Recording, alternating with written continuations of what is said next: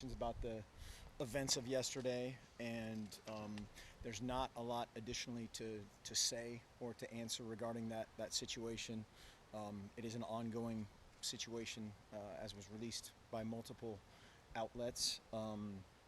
It's something that we received some new information last night, and we made a decision in real time, and something that's gone on since kind of late spring and early summer that we've been, beyond proactive, beyond transparent, and beyond cooperative in every aspect, and we'll continue to do that. And as we go forward and find out new information regarding that whole process and university process, we'll act accordingly and appropriately. So that is really all there is to say.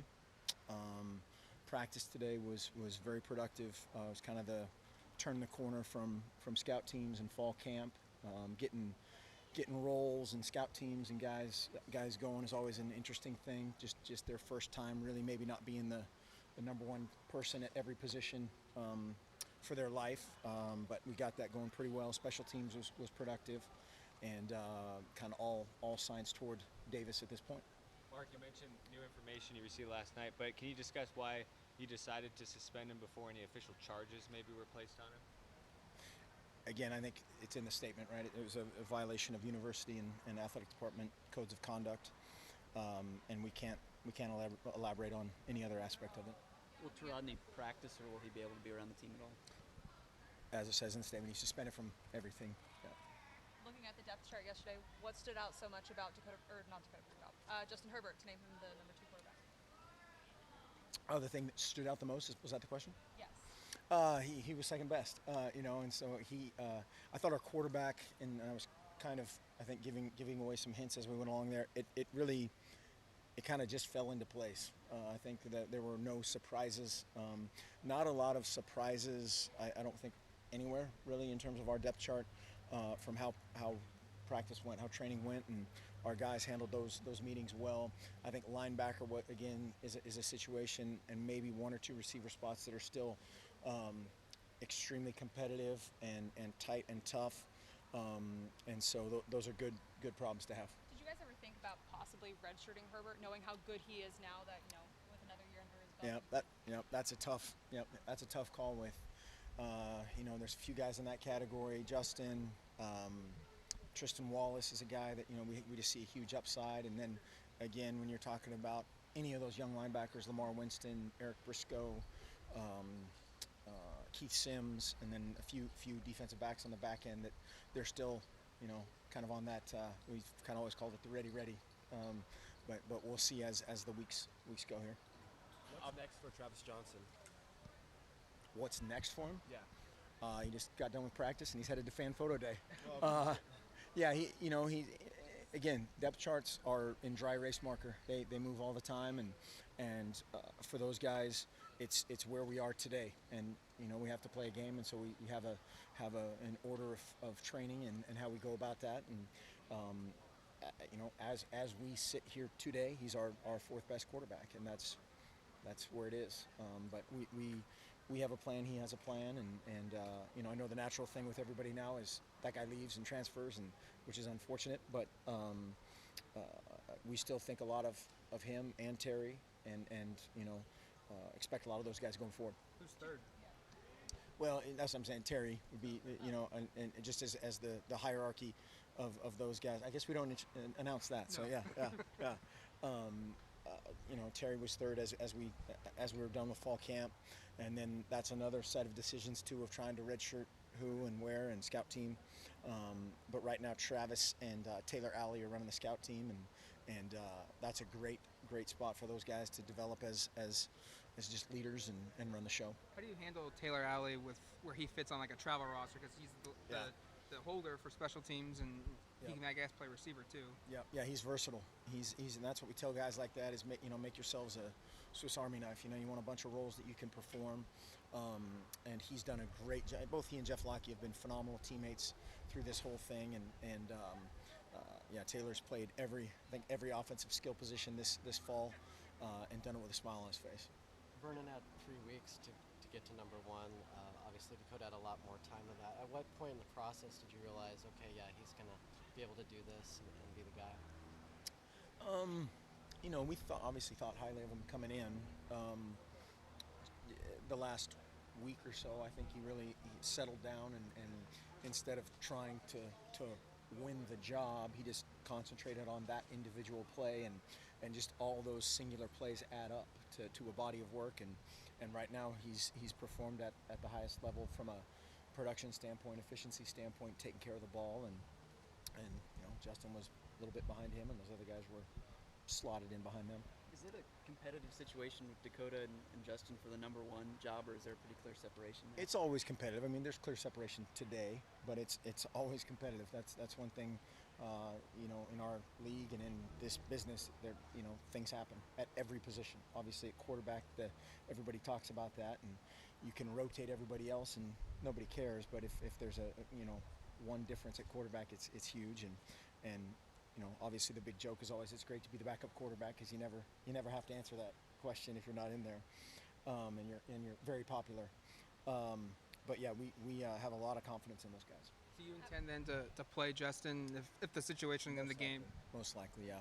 If the situation merits, yeah. After scrimmage, what was that, Friday now? You said that, Brady Hoke wasn't too happy with how the defense played. You said the defensive mindset was maybe a little bit, off because some offensive starters were not playing. Now that you guys are in kind of game week preparation, do you feel like their mindset is where it needs to be? Well, it's getting there. Again, today's a weird day because you're out there for the first time for us. This is the first time we're in scout mode, and so part of the way through practice you're not in Jersey. At least you're not an Oregon Duck anymore, and that's always weird for guys to just accept and totally adopt that role, and we need him to embrace it with open arms and just compete like heck. You're competing against your brother, and again, as practice went, we got a lot better. I think people were surprised Brendan Schuler made the two deep as a true freshman at corner. What did he show through 3 weeks to earn the chance to play right away as a true freshman? Speed and toughness, and a guy that was always around the ball. A lot like kind of DeQuan last year, Charles Nelson the year before, as far as every time on special teams, if he was on the punt cover team, the punt return team couldn't block him. Or if he was on the kickoff cover team, the kickoff return team couldn't block him. And Schooler is how you pronounce it. And he's been phenomenal. Phenomenal. Do you know Ron Gould at all? I do. Yeah. How long have you known him, and what do you think of what he's trying to do there? Yeah, it's my wife's alma mater, UC Davis, and there's obviously a huge Oregon connection to UC Davis and a bunch of people, coaches and players that have been there, and a very proud tradition, great program, a great area to recruit to, school to university to recruit to. My wife told me to say all that stuff. No, but just in kind of our Pac-10/Pac-12 backgrounds, we crossed paths a lot in recruiting, and obviously he's an Oregon guy. Former Oregon player, and so a lot of connections. Having coached with Bellotti, Aliotti, Chris Peterson, Hawkins, do you feel like an honorary member of that? Well, I had to marry a UC Davis grad to actually be accepted into it's like the last, rite of passage. But yeah, there's a lot of great people in that tree, and Coach Soker and his career, and that's a big coaching tree. Who decided what coaches will be in the box on Saturday and who will be on the field? Yes, for the most part. There's one little thing that I guess I'll wait to. I don't know if that's a big announcement, but Coach Hoke will be on the sideline. John Neal will be upstairs defensively, and then offensively, most likely Yost and Lubick will both be upstairs, and the other guys will be on the field. You gonna make Hoke wear a headset? Yes, yeah. That was in the contract. I had to get that in. Yeah.